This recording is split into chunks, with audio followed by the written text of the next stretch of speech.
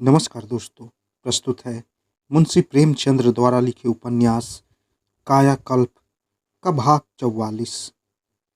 शंखधर को होश आया तो अपने को मंदिर के बरामदे में चक्रधर की गोद में पड़ा हुआ पाया।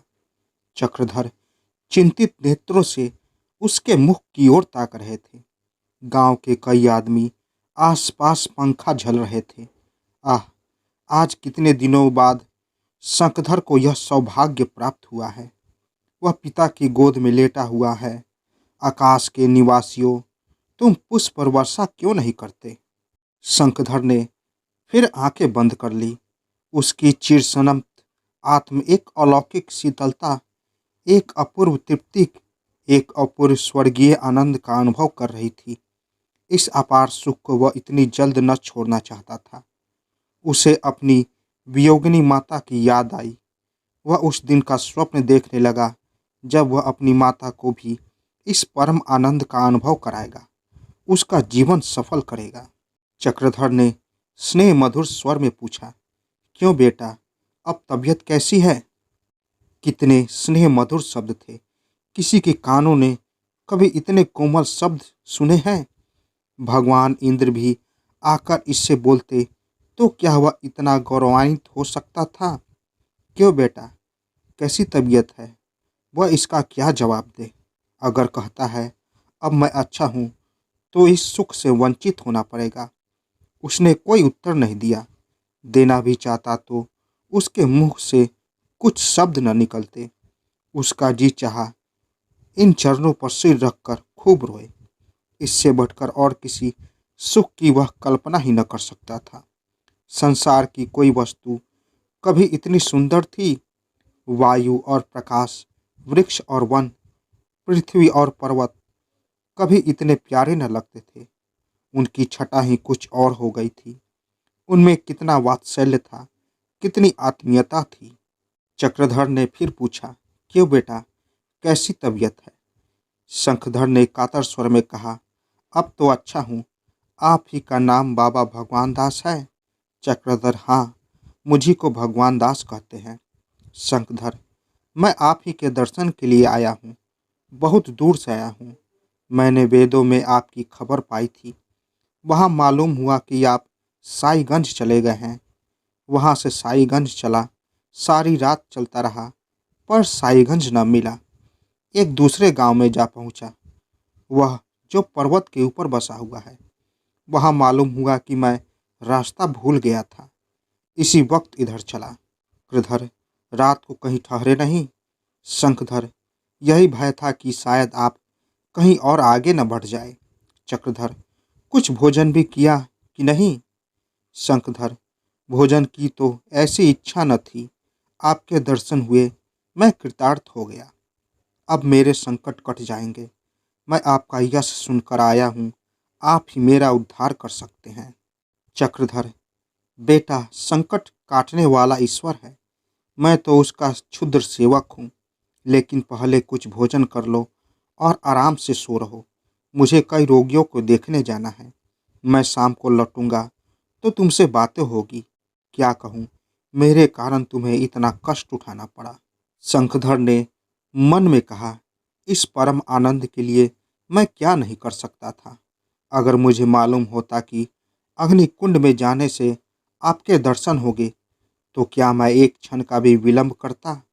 कदापि नहीं।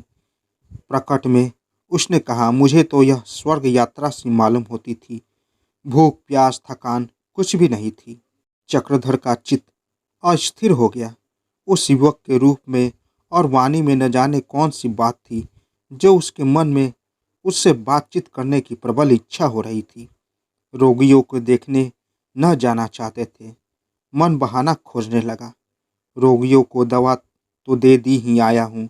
उनकी चेष्टा भी कुछ ऐसी चिंताजनक नहीं। जाना व्यर्थ है। जरा पूछना चाहिए कि यह युवक कौन है, क्यों मुझसे मिलने के लिए उत्सुक है, कितना सुशील बालक है, इसकी वाणी में कितना विनय है, और स्वरूप तो देव कुमारों सा है, किसी उच्च कुल का युवक है। लेकिन फिर उन्होंने सोचा, मेरे न जाने से रोगियों को कितनी निराशा होगी। कौन जाने उसकी दशा बिगड़ गई हो। जाना ही चाहिए। तब तक यह बालक भी तो आराम कर लेगा। बेचारा सारी रात चलता रहा। मैं जानता तो बेदों में टिक गया होता। एक आदमी पानी लाया। शंखधर ने मुंह हाथ धोया और चाहता था कि खाली पेट पानी पी ले, लेकिन चक्रधर ने मना किया। हाँ हाँ, यह क्या, अभी पानी न पियो। रात भर कुछ खाया नहीं है और पानी पीने लगे। आओ कुछ भोजन कर लो। शंखधर, बड़ी प्यास लगी है। चक्रधर, पानी कहीं भागा तो नहीं जाता? कुछ खा पी कर, और वह भी इतना नहीं कि पेट में पानी डाल लोगे। शंखधर, दो ही घूंट पी लूं, नहीं रहा जाता। चक्रधर ने आकर उसके हाथ से लोटा छीन लिया और कठोर स्वर में कहा, अभी तुम एक बूंद भी पानी नहीं पी सकते। क्या जान देने पर उतारू हो गए हो? शंखधर को इस भर्तना में जो आनंद मिल रहा था, वह कभी माता की प्रेम भरी बातों में नहीं मिला। 5 वर्ष हुए जब से वह अपने मन की करता आया है। वह जो पाता है खाता है, जब चाहता है पानी पीता है, जहाँ जगह पाता है वह पड़ जाता है। किसी को उसकी कुछ परवाह नहीं होती। लोटा हाथ से न छीना गया होता तो वह बिना 2-4 घुरकियाँ खाए न मानता। मंदिर के पीछे छोटा सा बाग और कुआं था। वहीं एक वृक्ष के नीचे चक्रधर की रसोई बनी थी। चक्रधर अपना भोजन आप पकाते थे, बर्तन भी आप ही धोते थे, पानी भी खुद खींचते थे। शंखधर उसके साथ भोजन करने गया तो देखा कि रसोई में पूरी मिठाई, दूध, दही सब कुछ है। उसकी राल टपकने लगी। इन पदार्थों का स्वाद चखे हुए उसे एक युग बीत गया था। मगर उसे कितना आश्चर्य हुआ जब उसने देखा कि ये सारे पदार्थ उसी के लिए मंगवाए गए हैं। चक्रधर ने उसके लिए तो खाना एक पत्तल में रख दिया और आप कुछ मोटी रोटियां और भाजी लेकर बैठे, जो खुद उन्होंने बनाई थी। शंखधर ने कहा, आप तो सब मुझी को दे दिए जाते हैं, अपने लिए कुछ रखा ही नहीं। चक्रधर, मेरे लिए तो यह रोटियां है, मेरा भोजन यही है। शंखधर, तो फिर मुझे भी रोटियां ही दीजिए। चक्रधर, मैं तो बेटा रोटियों के सिवा और कुछ खाता ही नहीं। मेरी पाचन शक्ति अच्छी नहीं है, दिन में एक बार खा लिया करता हूँ। शंखधर, मेरा भोजन तो थोड़ा सा सत्तू या चबेना है। मैंने तो बरसों से इन चीज़ों की सूरत तक नहीं देखी। अगर आप न खाएंगे तो मैं भी न खाऊंगा। आखिर शंखधर के आग्रह से चक्रधर को अपना नियम तोड़ना पड़ा। 16 वर्षों का पाला हुआ नियम बड़े बड़े रईसों और रजाओं का भक्तिमय आग्रह भी न तोड़ सका। आज इस अपरिचित बालक ने तोड़ दिया। उन्होंने झुंझलाकर कहा, भाई तुम बड़े जिद्दी मालूम होते हो। अच्छा लो, मैं भी खाता हूँ। अब तो खाओगे या अब भी नहीं? उन्होंने सब चीज़ों में से जरा सा निकाल कर अपनी पत्तल में रख लिया और बाकी चीज़ें शंखधर के आगे रख दी। शंखधर ने अब भी भोजन में हाथ नहीं लगाया। चक्रधर ने पूछा, अब क्या बैठे हो, खाते क्यों नहीं? तुम्हारे मन की बात हो गई या अब भी कुछ बाकी है? शंखधर, आपने तो केवल उलाहना छुड़ाया है, लाइए मैं परस दूं। चक्रधर, अगर तुम इस तरह जिद करोगे तो मैं तुम्हारी दवा न करूँगा, तुम्हें अपने साथ रखूँगा भी नहीं।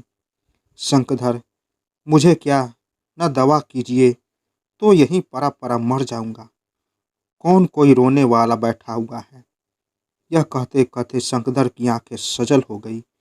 चक्रधर ने विकल होकर कहा, अच्छा लाओ, तुम ही अपने हाथों से दे दो। अब शब्द क्यों मुंह से निकलवाते हो? लाओ, कितना देते हो? अब से मैं तुम्हें अलग भोजन मंगवा दिया करूँगा। शंखधर ने सभी चीज़ों में से आधी से अधिक उनके सामने रख दी और आप एक पंखा लेकर उन्हें झलने लगा। चक्रधर ने वात्सल्यपूर्ण कठोरता से कहा, मालूम होता है आज तुम मुझे बीमार करोगे। भला इतनी चीज़ें मैं कहाँ खा सकूँगा? शंखधर, इसलिए तो मैंने थोड़ी थोड़ी ही दी है। चक्रधर, यह थोड़ी थोड़ी है तो क्या तुम सब की सब मेरे ही पेट में ठूस देना चाहते हो? अब भी मैं बैठाऊंगा या नहीं? मुझे पंखे की जरूरत नहीं। शंखधर, आप खाएं, मैं पीछे से खा लूँगा। चक्रधर, भाई तुम विचित्र जीव हो। 3 दिन के भूखे हो और मुझसे कहते हो आप खाइए, मैं फिर खा लूँगा। सकदर, मैं तो आपका जूठन खाऊंगा। उसकी आंखें फिर सजल हो गई। चक्रधर ने तिरस्कार के भाव से कहा, क्यों भाई, मेरा जूठन क्यों खाओगे? अब तो तुम सब बातें तुम्हारे ही मन की हो रही है। शंखधर, मेरी बहुत दिनों से यही आकांक्षा थी। जब से आपकी कीर्ति सुनी तभी से यह अवसर खोज रहा था। चक्रधर, तुम न आप खाओगे न मुझे खाने दोगे। चक्रधर, मैं तो आपका जूठन ही खाऊंगा। चक्रधर को फिर हार माननी पड़ी। वह एकांतवासी, संयमी, व्रतधारी योगी इस अपरिचित दीन बालक के दुराग्रहों को किसी भांति न टाल सकता था। शंखधर को आज खड़े होकर पंखा झलने में जो आनंद, जो उल्लास, जो गर्व हो रहा था, उसका कौन अनुमान कर सकता है। इस आनंद के सामने वह त्रिलोक के राज्य भी लह पर लात मार सकता था। आज उसे यह सौभाग्य प्राप्त हुआ कि अपने पूज्य पिता की कुछ सेवा कर सके। कठिन तपस्या के बाद आज उसे यह वरदान मिला है। उससे बढ़कर खुशी और कौन हो सकता है। आज उसे अपना जीवन सार्थक मालूम हो रहा है। वह जीवन जिसका अब तक कोई उद्देश्य न था। आनंद के आंसू उसकी आंखों से बहने लगे। चक्रधर जब भोजन करके उठ गए तो उसने उसी पत्तल में अपनी पत्तल की चीजें डाल ली और भोजन करने बैठा। ओह, इस भोजन में कितना स्वाद था! क्या सुधा में इतना स्वाद हो सकता है? उसने आज से कई साल पहले उत्तम से उत्तम पदार्थ खाए थे, लेकिन उनमें यह अलौकिक स्वाद कहाँ था। चक्रधर हाथ मुंह धोकर गदगद कंठ से बोले, तुमने आज मेरे 2 नियम भंग कर दिए। बिना जाने मुझे किसी को मेहमान बना लेने का यही फल होता है। अब मैं आज कहीं न जाऊंगा। तुम भोजन कर लो और तुझसे जो कुछ कहना हो कहो। मैं ऐसे जिद्दी लड़के को अपने साथ और न रखूंगा। तुम्हारा पर कहाँ है? यहाँ से कितनी दूर है? शंखधर, मेरा तो कोई घर नहीं है। चक्रधर, माता पिता होंगे, वह किस गांव में रहते हैं? शंखधर, यह मुझे कुछ नहीं मालूम। पिताजी तो मेरे बचपन में ही घर से चले गए और माताजी का 5 साल पहले से मुझे कोई समाचार नहीं मिला। चक्रधर को ऐसा मालूम हुआ मानो पृथ्वी नीचे खिसकी जा रही है, मानो वह जल में बहे जा रहे हैं। पिता बचपन में ही घर से चले गए और माताजी का 5 साल से कुछ समाचार नहीं मिला। भगवान, क्या यह वही नन्हा सा बालक है? वही जिसे अपने हृदय से निकालने की चेष्टा करते हुए आज 16 वर्षों से अधिक हो गए। उन्होंने हृदय को संभालते हुए पूछा, तुम 5 साल तक कहाँ रहे बेटा, जो घर नहीं गए? शंखधर, पिताजी को खोजने निकला था और अब जब वह न मिले तो लौटकर घर न जाऊंगा। चक्रधर को ऐसा मालूम हुआ मानो पृथ्वी डगमगा रही है, मानो समस्त ब्रह्मांड एक प्रलयंकारी भूचाल से आंदोलित हो रहा है। वह साइबान के स्तंभ के सहारे बैठ गए और एक ऐसे स्वर में बोले जो आशा और भय के वेगों को दबाने के कारण छिन्न हो गया था। यह प्रश्न न था, बल्कि एक जानी हुई बात का समर्थन मात्र था। तुम्हारा नाम क्या है बेटा? इस प्रश्न का उत्तर क्या वही होगा जिसकी संभावना चक्रधर को विकल और पराभूत कर रही थी? संसार में ऐसा एक ही है बालक जिसे उसका बाप बचपन में छोड़कर चला गया हो। क्या ऐसा एक ही किशोर है जो अपने बाप को खोजने निकला हो? यदि उसका उत्तर वही हुआ जिसका उन्हें भय था, तो वह क्या करेंगे? उनके सामने एक कठिन समस्या उपस्थित हो गई। वह धड़कते हुए हृदय से उत्तर की ओर कान लगाए थे, जैसे कोई अपराधी अपना कर्मदंड सुनने के लिए न्यायाधीश की ओर कान लगाकर खड़ा हो। शंखधर ने जवाब दिया, मेरा तो नाम शंखधर सिंह है। चक्रधर, और तुम्हारे पिता का क्या नाम है? शंखधर, मुंशी चक्रधर कहते हैं। चक्रधर, घर कहाँ है? शंखधर, जगदीशपुर। सर्वनाश, चक्रधर को ऐसा ज्ञात हुआ कि उसकी देह से प्राण निकल गए, मानो उनके चारों ओर शून्य है। शंखधर बस यही एक शब्द उस प्रशस्त शून्य में किसी पंक्षी की भांति चक्कर लगा रहा था। शंखधर यही एक स्मृति थी जो इस प्राण शून्य दशा में चेतना को संस्कारों में बांधे हुए थी।